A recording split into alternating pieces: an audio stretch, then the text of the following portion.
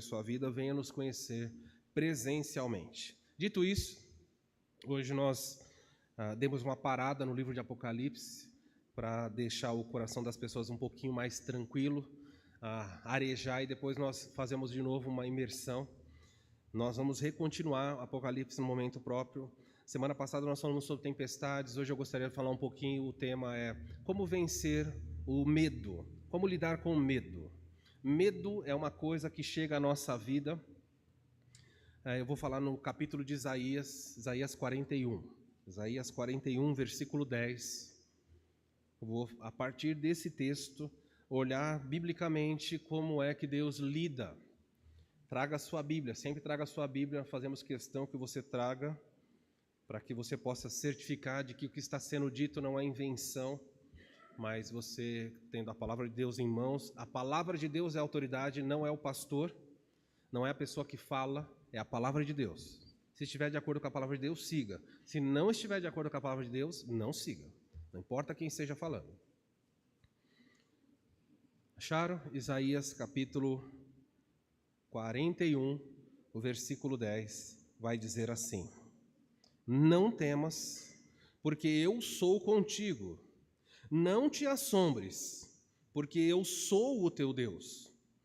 Eu te fortaleço e te ajudo e te sustento com a minha destra fiel. Até aí o texto dessa noite, um texto bem simples, um texto conhecido. Não sei se vocês sabem, mas uma das coisas mais difíceis para as pessoas administrarem é o medo. Medo é uma coisa que nos iguala. Não há pessoas que vivem sem medo, há pessoas que enfrentam medo, há pessoas que desenvolvem coragem para vencer o medo, mas todas as pessoas enfrentam os seus medos, os seus temores. A vida faz isso conosco. Quando nós nos deparamos, como falei, com tempestades, nós sentimos medo. Mas não são só as tempestades que fazem com que a vida e o medo surja no coração. Nós sentimos medo quando nós nos deparamos, por exemplo, com incertezas relacionadas ao futuro, quando nós somos surpreendidos com mudanças de planos, quando as coisas saem do seu controle, e aqui é uma maneira de dizer para você que nunca esteve, mas quando você percebe que as coisas não estão no seu controle, e aí você fica com medo. Quando você olha e fala assim, e agora? Quando surge essa pergunta e a incredulidade começa a surgir no coração, porque começam a surgir do seu próprio pensamento e às vezes através do nosso inimigo sussurrando ao nosso coração coisas como Deus te abandonou, não vale a pena, não vai dar certo, não tem saída, agora é o fim, para você não tem jeito. Quantas pessoas dão fim à sua vida porque deram ouvidos a conselhos e pensamentos, mentiras que o diabo colocou na mente, como essa, dizendo, olha, para você não tem mais jeito, para você não há esperança. Esse pecado que você cometeu, jamais Deus vai perdoar. Você cometeu um pecado imperdoável. Olha, Deus já desistiu de você. Você acha mesmo que Deus vai te dar outra chance? Você já errou tantas vezes. Quantos aqui já pediram perdão a Deus por um pecado e se comprometeram, disseram, Deus, eu prometo que não vou fazer mais, e logo depois de um tempo, cai de novo, e aquele pensamento vem de, olha, você tem coragem na igreja depois de ter prometido aquilo para Deus? O diabo é muito astuto. A Bíblia diz, se confessarmos os nossos pecados, sejam quais forem, Ele é fiel para nos perdoar, 1 João capítulo 1, versículo 7 até o versículo 9, ele vai dizer, ele é fiel para nos perdoar de todos os pecados, nos purificar de toda a iniquidade. Não há situação sem volta, não existe isso. Deus diz, no livro de Isaías mesmo, ainda que seus pecados, Isaías capítulo 6, ainda que seus pecados sejam vermelhos como carmesim, vinde, vamos arrazoar, vamos conversar, e eu vou tornar isso branco como a mais pura neve. Eu quero perdoar vocês. Deus fala, eu quero constantemente lavá-los. Mas o medo faz com que você se afaste. E o medo faz você enxergar coisas que não existem, faz você perder o equilíbrio no seu raciocínio. Então hoje eu quero falar um pouquinho sobre como lidar, como enfrentar os medos de acordo com a perspectiva bíblica.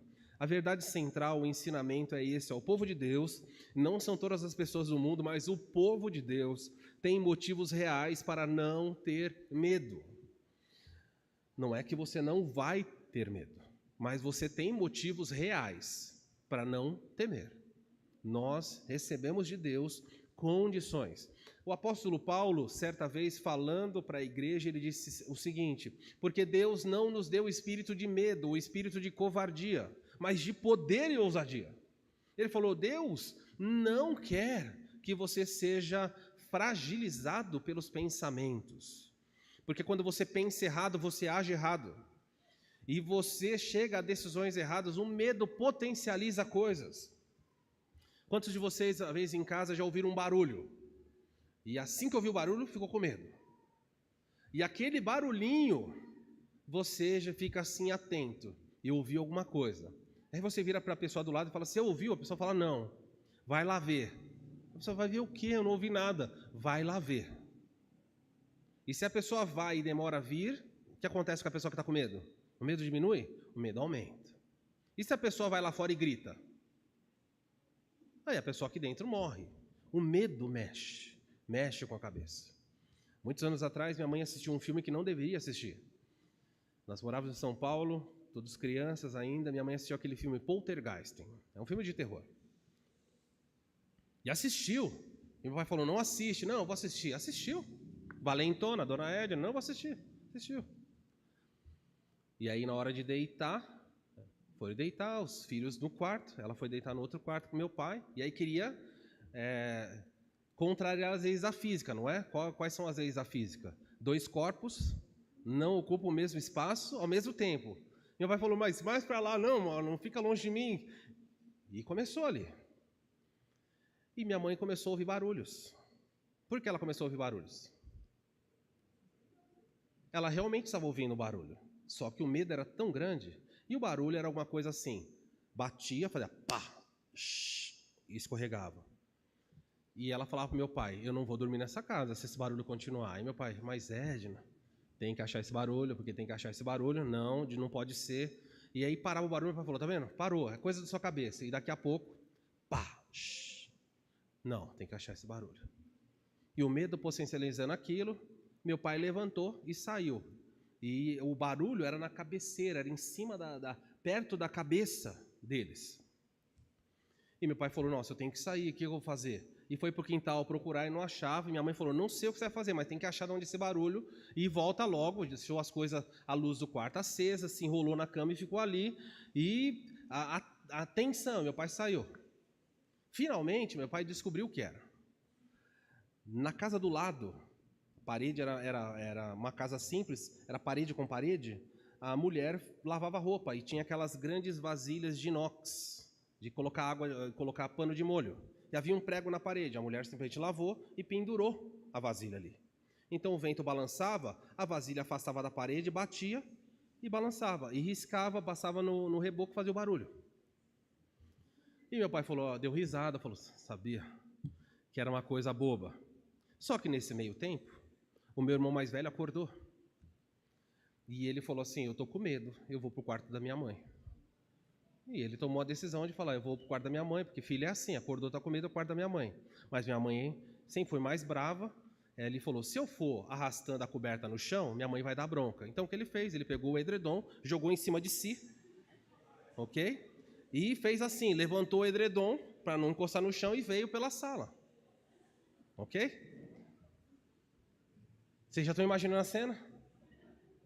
Minha mãe esperando, atenção no barulho. Quando ela olha na porta, há um anão, há um gnomo na porta, debaixo de um lençol com a mão assim. Irmãos, a minha mãe gritou, mas ela deu um grito enorme. Quando ela gritou, o meu irmão assustou. Quando ele assustou, sabe o que ele fez? Ele correu e pulou na cama. Ele falou: meu Deus, o que é isso? Correu e mergulhou. Gente, foi o caos total. Bem feito para ela. Quem mandou ela assistir Poltergeist? O medo potencializa aquilo que está lá dentro. E aí você começa a temer. Essa é a razão, por exemplo, porque em casos de possessão demoníaca, os espíritos que estão judiando daquela pessoa, vitimando uma pessoa, eles tentam amedrontar a pessoa que está próxima. Eles emitem som de animal, eles deformam o rosto. Por quê? Porque quando você tem medo, a sua fé é esvaziada. Quando você fica com medo, você começa a tremer. Quando o gadareno desceu em Marcos capítulo 5, correndo, aquele homem sem roupa, gritando, os discípulos foram para trás de Jesus, morrendo de medo. O medo enfraquece a fé. Quando Pedro afunda, Jesus fala: por que você teve medo? Você sabe qual é a ordem mais repetida em toda a Bíblia? De ponta a ponta. De ponta a ponta da Bíblia. Alguém já fez a conta que são mais de 365 vezes, pelo menos uma vez por dia no ano. Deus disse: não temas, não temas. Sabe o que foi a palavra mais repetida para os seus discípulos de Jesus? Não temas. Quando Jesus ressuscita e aparece na sala da casa, ele falou: a paz seja convosco. Não tenham medo, eles estão apavorados. Na tempestade eles estão com medo. Quando Jesus vem andando sobre as águas, Jesus fala: olha, não tenham medo, não sou um fantasma. Não tenham medo. É a ordem de Deus para o seu povo. Vocês precisam lidar com o medo. E o povo de Deus tem razões para isso. O mundo não tem, mas nós temos razão de sobra para não temer. E nessa noite eu queria mostrar para você, então, as razões. Isaías 41 é uma razão bem clara. À sua volta, assírios e babilônicos. O povo de Israel estava morrendo de medo, está assustado. E Deus, então, vai dizer uma palavra, vai dirigir uma palavra para o seu povo nacional, o povo de Israel, não para a igreja não existia. Ele vai falar para os judeus. E eu vou tirar princípios do Deus que falou isso para os judeus para dizer para você: o Deus que falou isso para os judeus é o mesmo Deus, ele não mudou.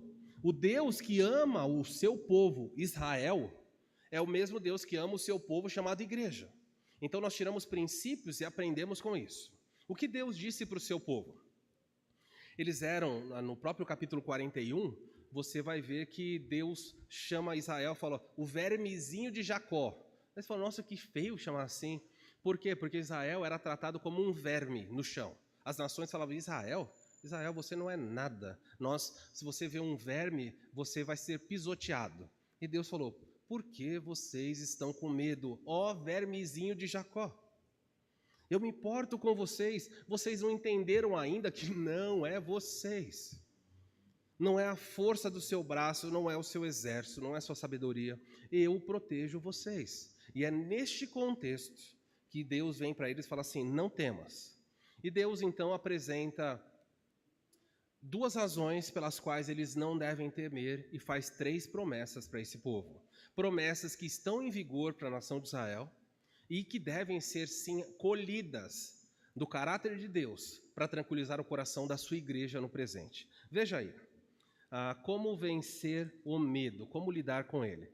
Então vamos aí, o contexto eu já falei para vocês, não vou perder tempo. Na época em que o livro foi escrito, a nação encontrava-se numa crise profunda, o povo estava exilado na Babilônia, enfrentando dificuldades e um medo relacionado ao futuro. Em meio a essa realidade cheia de medo e desesperança, Isaías fortalece a fé, dando ao povo razões para não ter medo. E são as mesmas razões para manter a igreja hoje, ou para ensinar que a igreja não deve temer. Então, olha aí. Motivos para o povo de Deus não temer. O primeiro deles é bem fácil. Olha o que acontece no versículo 10. Ele fala, Isaías 41, verso 10. Não temas. Ele dá essa ordem e logo depois ele fala por quê. Como é que está na sua versão? Não temas por quê? Por quê? É razão de sobra. Ele fala assim: para de temer. Por que eu devo parar de temer? Razão. Porque eu estou com você. Se tem uma coisa que deixa qualquer pessoa poderosa irritada, a pessoa fala assim: por que você está com medo? Eu estou aqui. Pais, já viram filhos com medo do escuro? E acabou a luz da casa. Uma das minhas filhas, a Stephanie, quando era bem pequena, era fácil. Se a luz acabasse de madrugada, irmãos, eu ficava muito preocupado. Eu não sei como ela achava o caminho no escuro. Eu contava para a Isa: pode contar. 1, 2, 3. Ela estava ali. Apagou a luz, ela vinha no escuro, não sei como se arrebentava, mas chegava. Aí eu falava: calma. Pegava ela no colo, levava para o quarto e colocava ela na cama e falava assim: não precisa ter medo. Por quê? Não precisa ter medo, eu estou aqui. Ah, mas não tem luz. Eu falo, e daí? Você está ouvindo minha voz? Eu estou, mas eu não posso te ver. Eu falei, mas você está sentindo encostar em você? Eu estou, mas eu não posso te ver. Eu falei, e daí que você não pode me ver? Eu estou aqui. Como eu vou saber que você está aí? Eu falava, meu Deus. Como eu vou saber que você está aí? Você não está ouvindo minha voz? Eu estou, pai, mas eu não estou te vendo. Você está vendo? Estou apertando o seu braço. Está vendo eu? Estou. Você está sentindo eu apertar? Estou. Pai, mas não adianta, eu não te vejo. Enquanto eu não te vejo, eu não me tranquilizo. Você acha que Deus fica contente quando você faz isso? Deus fala, eu estou com você. Ouça a minha voz no seu coração. Eu estou dizendo para você, eu sou contigo. Ah, Deus, mas eu não estou te vendo no meio dessa situação. Eu estou desempregado, eu não estou vendo o Senhor aqui. Vocês acham que Deus se alegra com isso?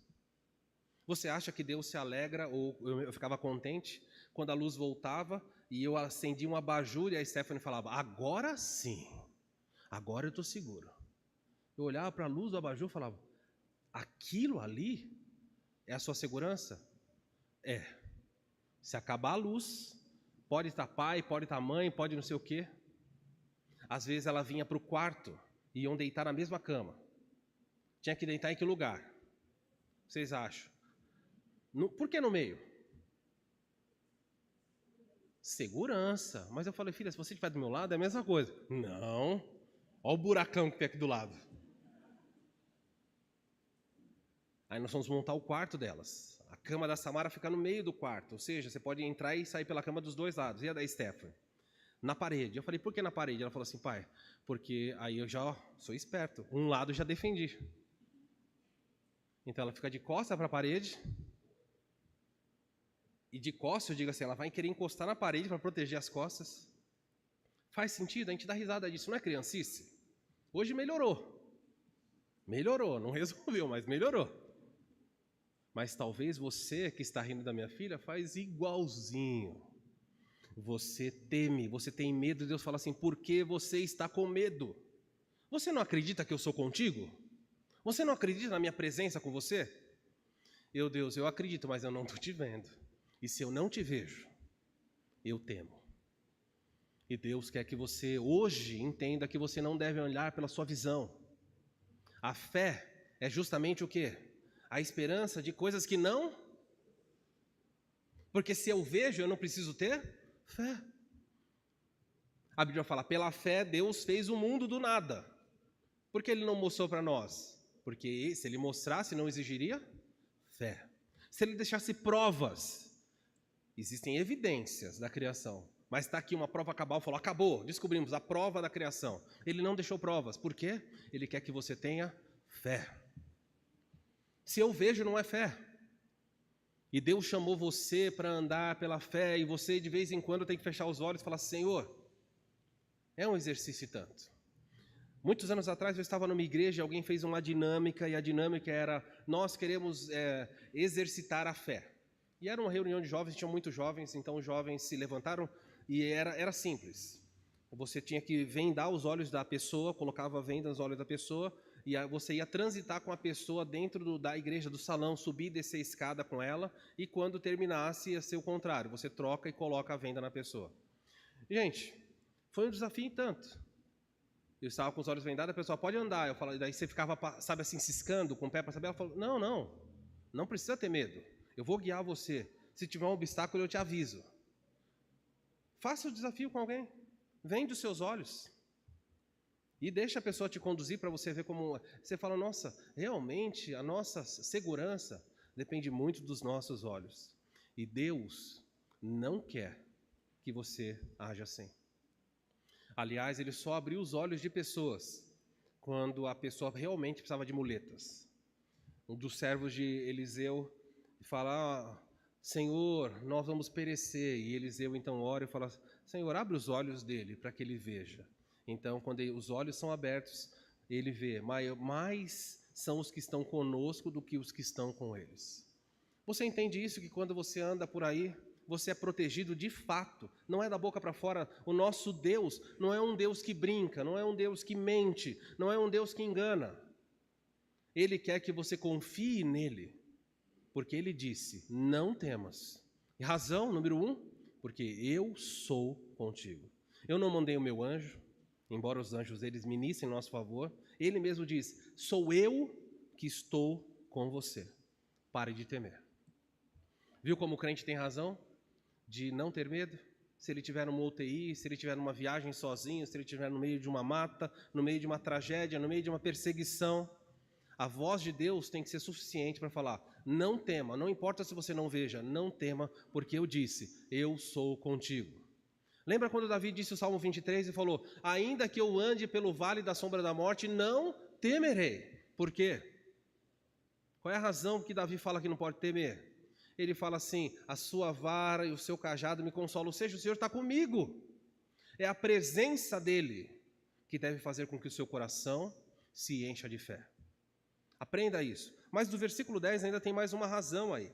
Não temas porque eu sou contigo. Depois ele fala, não te assombres. Ficar assombrado é uma palavra aqui para alguém que fica boquiaberto, alguém que está morrendo, um susto muito grande, é um assombro. Ele fala assim, você não entre em pânico, não tenha medo porque eu sou contigo, não te assombres, não te apavore, não viva como os incrédulos. O crente não é uma pessoa que tem que entrar em pânico. Foi muito bonito ver isso na vida do nosso irmão Flávio essa semana. De noite, na madrugada, o alarme da empresa tocou. E antes que ele pudesse fazer alguma coisa, quando ele pôde ir lá no local, tudo se perdeu. Todo o seu patrimônio empresarial acabou. E eu fui visitá-lo. Mas enquanto eu via tristeza, sua família realmente está triste com razão. Havia nele um conforto. Ele falou, olha, pastor, graças a Deus nenhuma vida se perdeu. Ninguém dos meus funcionários se perdeu. Nós perdemos o patrimônio, mas eu sei que Deus é comigo. E meus irmãos, esse é o tipo de postura que o crente tem que ter. Ele fala, eu não sei como isso pode contribuir para o bem, eu não sei como isso pode de alguma forma redundar em glória ao teu nome. Eu não consigo ver, vocês estão vendo ver aqui? Eu não consigo ver Deus nessa tragédia, mas eu sei que Ele disse, Ele é comigo. Então o crente, quando entende isso, a presença de Deus, ele anda. E o que eu falei da vida do irmão Flávio é porque eu não percebi na vida dele assombro. É normal se você encontrar um incrédulo que perdeu tudo, ele está em pânico. E agora o que eu vou fazer na minha vida? E está o desespero. Ele não estava desesperado. Eu fui visitá-lo. Havia tristeza, sim. Fizeram um café árabe, tomaram um café, batemos papo, conversamos. Não havia assombro. E por que no coração de um crente que perdeu tudo, ainda pode ter fé e não pânico? A Bíblia diz aí, olha o versículo 10, não te assombres, por quê? Qual é a razão? A primeira é, não tema porque eu sou contigo. E a segunda? Não te assombres porque eu sou o teu Deus. Eu estou com você e eu não sou qualquer um. Eu sou o teu Deus. Gente, isso daqui é fantástico. Deus está dizendo assim, você não deveria ter medo, porque eu estou aqui. E eu não sou qualquer um. Eu sou o Criador dos céus e da terra. Nunca entre em pânico. Não importa qual seja a tragédia. Eu sei que nós choramos, eu sei que nós tememos, eu sei que nós ficamos tristes, mas o crente não pode entrar no desespero. É necessário o crente ser reconhecido na hora do caos, diferentemente do incrédulo, só de olhar. A forma. Se você já foi a velórios de incrédulos, eu já fui a velórios que era desesperador assistir.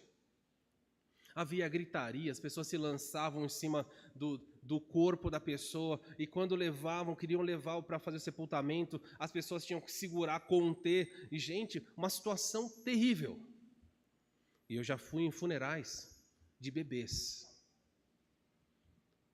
que viveram 2, 3 dias, e alguém pediu para que eu falasse no funeral. E é nessas horas você fala, Senhor, que palavras trazer uma hora dessa? Mas textos como esse, são textos que dizem, não te assombres, Não te assombres, porque eu sou o teu Deus. Duas promessas que afastam o medo do coração dos crentes. A presença, a companhia dele e a certeza de quem ele é. Quando você ouve essas duas coisas, não é quando você vê. Quando você crê nessas duas coisas, você é sustentado. Então a primeira é: não tema, porque eu estou contigo, é a sua presença. E não temas, porque eu sou o teu Deus, é a sua pessoa. Companhia e pessoa. Quem é a pessoa que está comigo? Você já viu, não basta só ter companhia. Se companhia fosse suficiente, duas moças estão num lugar e aparece um rato. E aí começa aquela gritaria. Você já viu uma falar para outra: não tenha medo, eu estou aqui com você. É assim que funciona? Não adianta, tem alguém junto. Companhia por si só não resolve. Mas, meus queridos, se a companhia que estiver do seu lado é alguém... Como vou dizer, né? Melhor, deixa eu pensar aqui. Hoje nem as coisas... Hoje quem pensar até o que fala, né? Mas se tiver do seu lado alguém que você sabe que é capaz de matar aquele rato, aquela aranha, aquele bicho, aí a pessoa fala assim: fica atrás de mim. A pessoa fica segura. Ela se sente segura porque tem alguém, e não é qualquer pessoa. É alguém que pode fazer alguma coisa. Tudo bem? É isso que Deus quer que você crê. Mas o texto termina Deus fazendo 3 promessas. Ele diz: você não deve ter medo porque eu estou aqui. Você não deve ter medo porque quem está aqui é Deus. Pode todas as coisas. E o texto termina fazendo 3 promessas que são feitas para afastar o medo. 2 razões foram dadas. Eu estou e eu sou. E agora 3 promessas no texto. A primeira promessa é essa daqui: eu te fortalecerei. Irmãos, é uma promessa fantástica essa. Porque Deus está olhando para o povo, e Deus está olhando para o povo de Israel aqui, o povo está fraco. Fortalecer é alguém que é como um carro que está andando com um tanque vazio, a gasolina está terminando, e as energias, a bateria está acabando.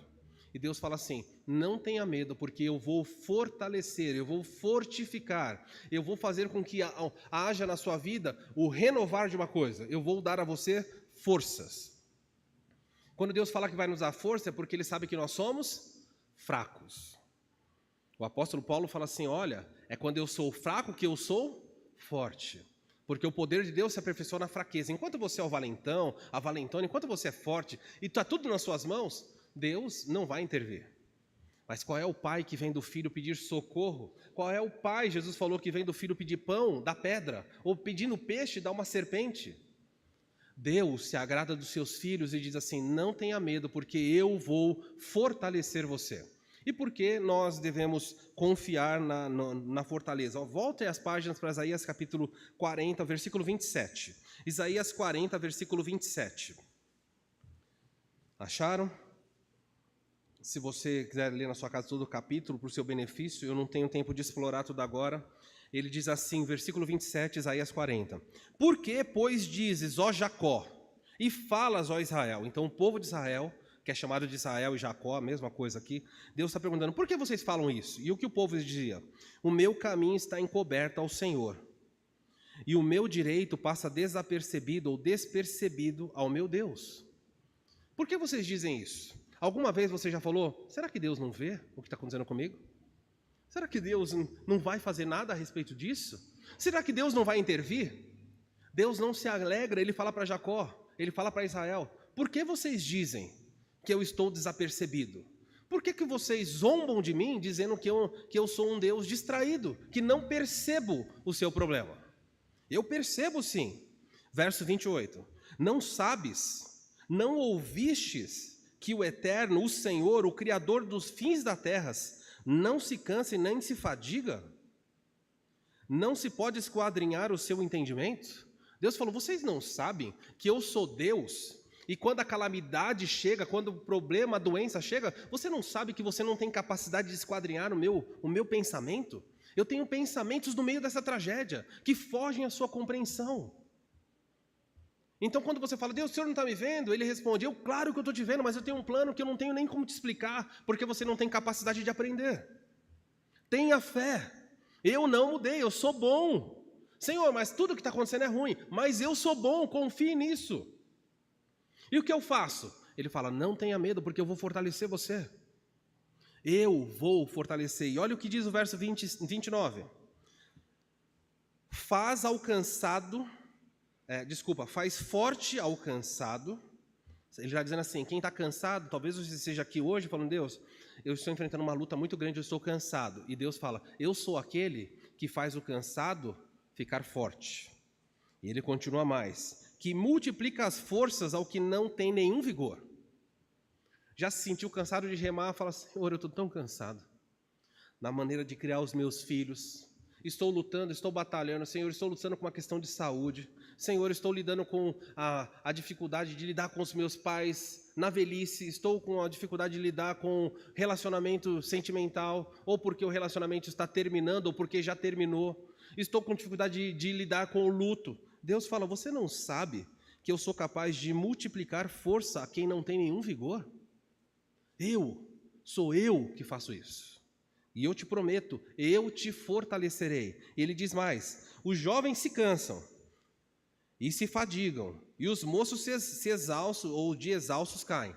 Se tem um pessoal que não se fadiga com facilidade, são os jovens. É impressionante isso. Eu me lembro quando era jovem, há pouco tempo atrás, uns 2 anos atrás, não faz muito tempo, mas me lembro muito bem que, gente, eu fazia um monte de coisa e de boa. Tranquilo. Eu me lembro, anos atrás, aqui em Bragança Paulista, que nós, na noite de Natal, Ano Novo, nos reunimos e íamos cantar na casa de pessoas que não podiam ter vindo à igreja, saímos, parávamos os carros, tocávamos na casa da pessoa e começávamos a cantar, e as luzes se acendiam, a pessoa via uma serenata ali da igreja. E os vizinhos abriam a janela e falavam, nossa, que bonito. E nós cantávamos para o povo de Deus e as pessoas eram cansadas. E, gente, nós tínhamos saído de um culto, fomos para casa, fizemos a ceia de Natal, comemos não sei o quê, depois saímos para cantar, viramos parte da madrugada cantando, e lá por volta das 3 da manhã, um dos amigos falou assim, vocês estão com sono? E o que o jovem fala? Não, que sono? Sabe o que o pessoal fez? Foi para o Lago do Taboão jogar vôlei. E foi até de manhã, e amanheceu jogando vôlei. E no outro dia, emendou fazer as coisas. O que é isso? Quando é que a gente faz isso? Quando a gente é jovem. E hoje? Quando você sai do culto, você vai para casa, você já põe a mão e fala, ai, não é? É complicado, a vida vai... Mas o texto fala assim, até os jovens se fadigam e caem de exaustos. Verso 31, guarda esse versículo.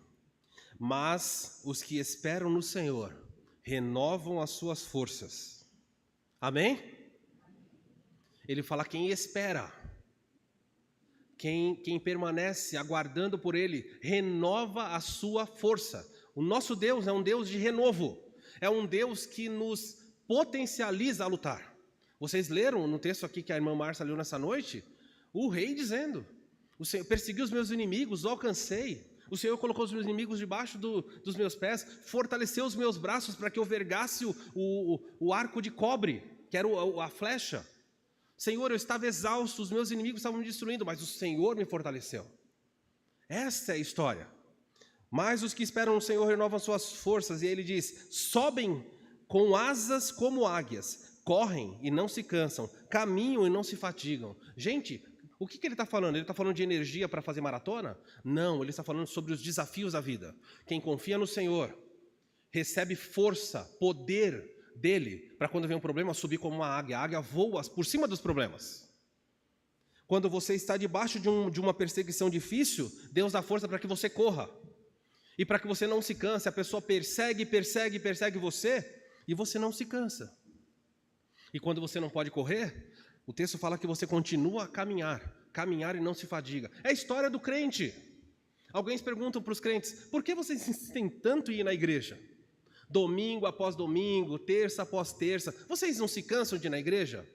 Está cheio de crente que abandona, se é que podemos discutir aqui a fé deles, mas está cheio de gente que vinha à igreja e abandona. Mas sabe qual é uma das marcas do cristianismo verdadeiro? Quer saber se você é crente verdadeiro? É uma coisa chamada perseverança dos santos. O crente persevera. O crente é teimoso, o diabo fica com raiva dos crentes. Porque ele derruba, ele se levanta e anda. Ele derruba, ele se levanta e anda. Ele é perseguido, ele continua cantando. Ele é atacado, ele continua louvando, ele não esmorece. Paulo disse isso, em tudo somos perseguidos, mas nunca desamparados. Oprimidos, abatidos, mas Deus não nos deixa, o crente caminha. Ele diz, você tem que confiar e afastar o medo, porque eu estou com você e eu sou Deus, não sou qualquer um. Em segundo lugar, agora nas promessas, eu quero te prometer algo para que você não tenha medo. Eu vou te fortalecer. Quando você estiver fraco, volte e fale, Senhor, prometestes ao teu povo Israel força. Por favor, olha para mim, eu também preciso da tua força. Eu não sei como lidar com esse problema. Fortalece-me, Senhor. Por quê? Porque eu espero no Senhor. E os que esperam no Senhor são renovados. Ainda no versículo 10, ele diz assim, não te assombres porque eu sou teu Deus, eu te fortaleço. Na sequência ele fala mais uma coisa, eu te ajudo, eu te ajudarei. Gente, é muito legal isso. Deus dá força e depois que eu estou forte, ele fala, calma, agora que você está forte, não é vai fazer tudo sozinho. Ele fala assim, eu te dei força e vou ajudar você agora. Não é estranho ele falar isso? Ele deu força, então por que ele precisa me ajudar, se agora eu estou forte? Ele fala, eu dei força para você continuar, mas o crente, o verdadeiro crente, não é alguém que anda na força do seu braço, nós precisamos de ajuda. Se estamos fortes ou se estamos fracos, Deus é o nosso auxílio, nós precisamos de ajuda. Nós precisamos orar mais pedindo isso, Senhor, me ajuda. Não é só me fortalece. Porque é possível que você esteja doente, numa cama, e vem um médico lá, e ele te dá remédio, te dá um antibiótico, te dá uma sopa, te dá comida, e as forças do seu corpo vão surgindo, e chega um momento que ele vai te dar alta. E ele fala assim, pode ir para casa, porque hoje você tem alta hospitalar. Eu te fortaleci, vai embora. Mas o médico vai sair com você para te ajudar agora no dia a dia, nas escolhas que você faz? Não. Mas Deus fala, eu te fortaleço e eu vou te ajudar. Eu vou te ajudar. Isaías 41, verso 13. Logo abaixo do verso 10 que nós estamos lendo, diz assim, porque eu, o Senhor, teu Deus, te tomo pela mão direita e te digo, não temas, eu te ajudo. Se você quiser grifar, ele usa essa linguagem porque no mundo antigo era muito importante quando ele fala assim, a mão direita de Deus. Não é que Deus é canhoto ou destro, não é isso que ele está dizendo. A mão direita nos combatentes era a mão da guerra. Era a mão que usava a espada, era a mão do ataque, era a mão que afugentava os inimigos. Por isso que ele fala assim, a destra de Deus me susterá. Era a mão forte dos combatentes. É necessário que o nosso coração entenda, Deus é um Deus que fortalece e depois ele nos ajuda, ele estende a mão, nos segura e nos leva. Quando a igreja era no outro prédio, os que são mais antigos aqui vão lembrar nessa mesma avenida, lá na frente, número 1080 dessa avenida. Durante um momento, eu morei em cima, na casa em cima, exatamente em cima da igreja. E às vezes eu tinha que sair com as minhas filhas, nesse caso com a Samara, e nós andávamos pela calçada, e criança tem normalmente passo pequeno. Se você andar rápido com a criança, ela vai tropeçar. Ela não tem firmeza. Para todo que é lado, ela pode simplesmente colocar o pé e virar. E ainda mais quando é pequenininha, está super distraído e vê folha, quer pular por cima da folha, não quer saber se é tampa de bueiro. E eu lembro que eu dava a mão para ela e vinha andando. Quantas vezes ela se enrolava e ia cair, e eu simplesmente, ela não caía, não ralava o joelho, porque eu a sustentava. Às vezes era iminente a queda, eu já tinha visto o problema lá na frente. E eu falei, vai cair ali. E você vem andando, chegava na frente, o que acontecia? Ela caía, eu levantava, ela girava. Aí sabe o que acontecia? Malandra, achava graça. Quando vinha um problema, ela pulava e falava, pai, segura na minha mão.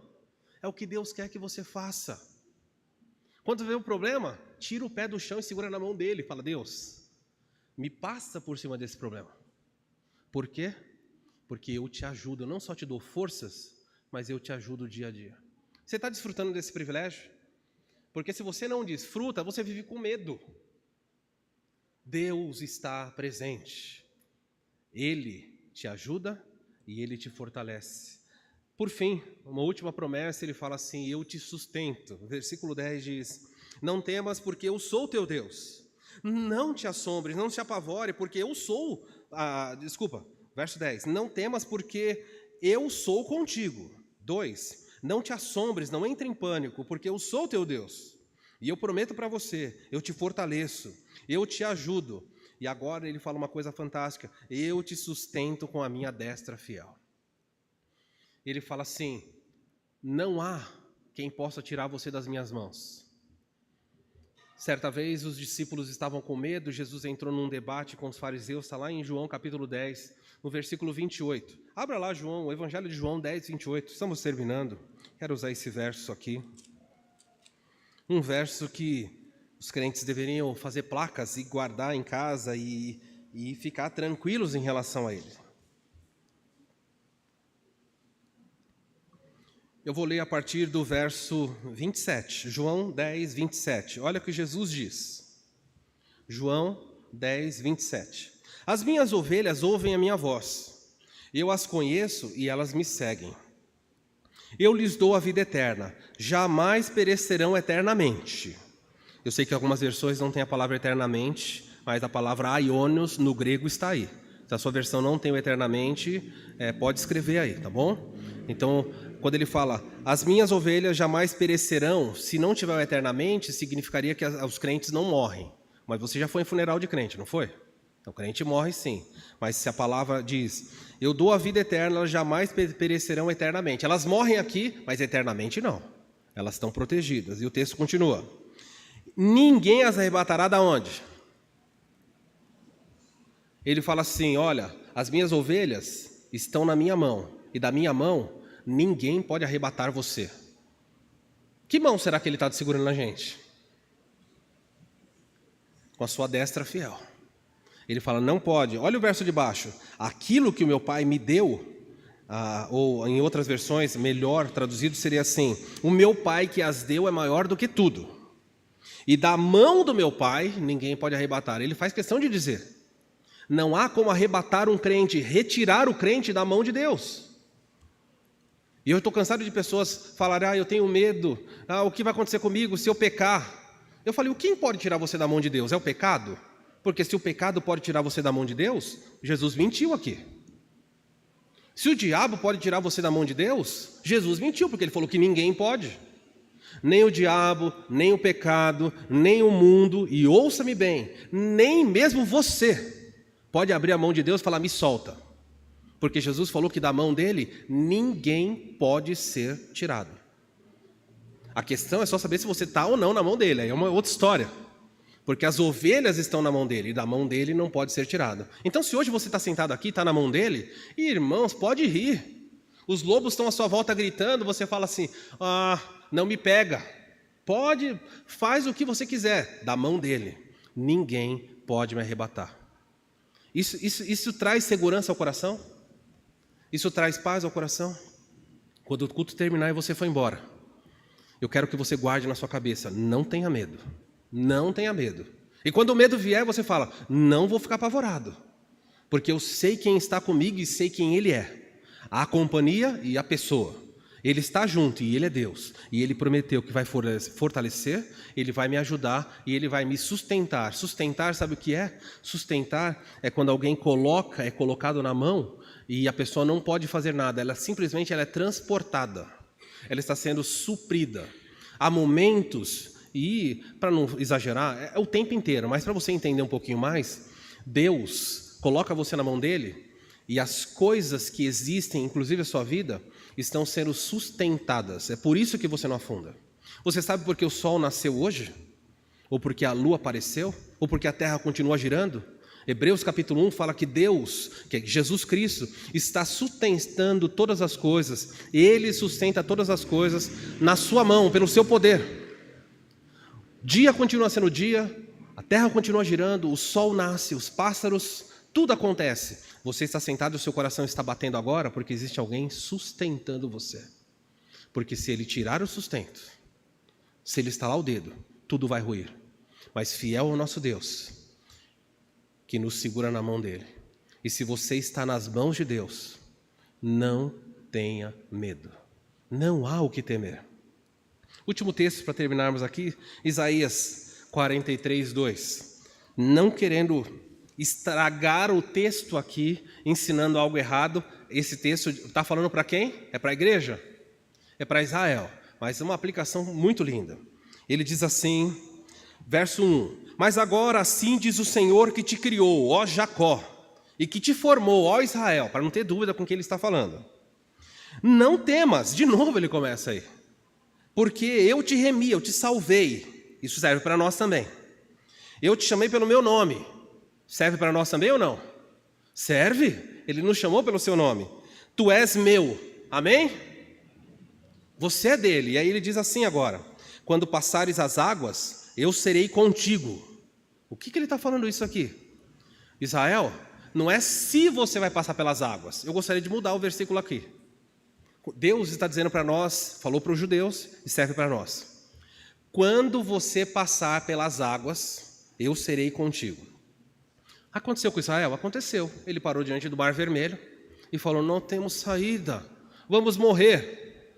Deus abriu o mar. Quando ele abriu o mar, só o fato de ele abrir o mar, eles tiveram coragem de passar, eles estavam com medo. E Deus falou: olha, não tenha medo, porque quando você passar as águas, eu serei contigo.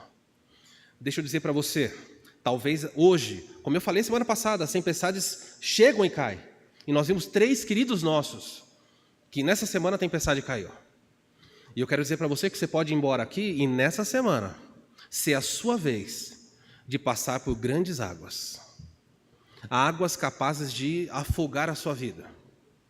Mas Deus diz, quando passares pelas águas, não é se passar, mas é uma questão de quando você vai passar. Mas eu gosto da palavra passar. Não é legal essa palavrinha? As águas vão chegar, mas você vai passar. O exército de Israel, do egípcio, entrou nas águas, mas eles não passaram pelas águas. Os judeus passaram. Por quê? Quando passares pelas águas, eu contigo serei. As águas vão estar ali, vão te assustando. Lembra, eu estou contigo. Ele continua mais. Quando passares pelos rios, eles não te submergerão. Sabe, isso aconteceu com Israel? Aconteceu, eles tinham que atravessar o Jordão. E Deus parou o Jordão. Eles entraram no Jordão. E o Jordão não submergiu, não os afogou. Deixa eu dizer para você que você vai sair e talvez as águas de um mar ou as enxurradas da vida que repentinamente te apanham, Deus está dizendo assim: guarde a sua fé, porque essa grande enxurrada, esse grande problema que chega, não vai submergir você, não vai matá-lo. Não pode fazer isso porque você está nas minhas mãos, mas você vai ter que passar por águas, por rios. E ele termina assim: quando passares pelas águas, eu serei contigo. Quando passares pelos rios, eles não te submergerão. Quando passares pelo fogo, não te queimarás, nem a chama arderá em ti. Por quê? Porque eu sou o Senhor, o teu Deus, o Santo de Israel, o Salvador. Gente, a parte final aqui, quando passares pelo fogo, não te queimarás, significa o quê? Aconteceu com os judeus em algum momento na história? Você lembra de pessoas que entraram no fogo e não se queimaram? Você sabe, ele falou: não, a chama não vem sobre ti. Mas o próprio Sadraque, Mesaque e Abednego disse para Nabucodonosor: se meu Deus vai me salvar, eu não sei, mas ele tem poder para isso. Então, talvez você fale: pastor, eu passei por situações, me queimei. A chama ardeu sobre mim. É verdade. Porque isso daqui foi uma promessa histórica, aconteceu com o povo. Mas nós estamos tirando princípios. Mas mesmo quando o fogo vem sobre a sua vida, ele não a destrói, porque a sua vida pertence a Deus. E se ele destruir a sua vida aqui, nessa terra, eu quero que você saiba que das mãos dele, nem o fogo te arrebata. Porque quando a pessoa perece nessa vida, e ela pertence ao Senhor, quando ela abre os olhos, ela está em paz e está em segurança. Do que você tem medo nessa noite? Baixe sua cabeça um instante. Deus trouxe você nessa noite para dizer para você: não tenha medo. Não tenha medo. Eu sou o Senhor. Não te assombres, porque eu sou o teu Deus. Eu te fortaleço. A minha mão, a minha destra fiel vai te sustentar. Se você hoje está aqui, as águas estão tentando cobrir a sua vida. Se você está no meio de um lamaçal, de dor, tristeza ou perseguição, lembre-se, há um Deus que diz para você: eu sou contigo, não te assombres, eu te fortalecerei, te sustentarei, eu vou cuidar de você com a minha destra fiel. E é assim que o crente anda. Senhor, a diferença entre fé e incredulidade é vista na certeza de que a sua palavra é verdadeira e nós queremos ser marcados como pessoas de fé. As águas vão chegar, os rios vão chegar, o fogo vai chegar, mas eles vão passar também, porque nada disso pode nos tirar das suas mãos. Nos fortalece, Senhor, com a sua mão fiel. Que as palavras das músicas que nós cantamos essa noite não sejam palavras lançadas ao ar, mas sejam expressões de vidas que creem completamente de que o Senhor é Deus e que o Senhor está conosco.